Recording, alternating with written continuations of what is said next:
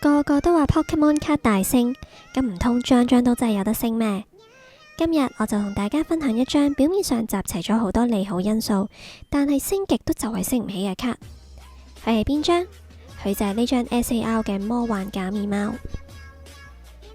呢張 PSA 10而家嘅成交價大約係港紙500零600蚊左右，一 set 3年號嘅進化鏈亦都只係1500蚊左右。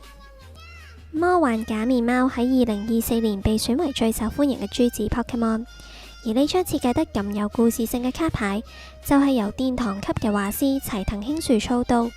佢代表性嘅作品就包括一系列嘅變裝比卡超，又係人氣角色，又有殿堂級嘅畫師加持，但係點解就係升唔起呢？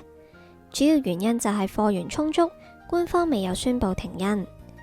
亦都有人話係因為資金比較充裕嘅成年買家呢，對珠子一代冇太大嘅興趣。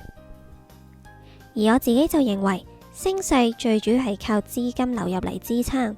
如果話股票嘅投資要先買龍頭股，咁 PTCG 嘅投資就一定要先揀比卡超啦。所以呢張魔幻假面貓係屬於一張值得收藏，但係短炒就一定冇佢份嘅 Pokemon 卡啦。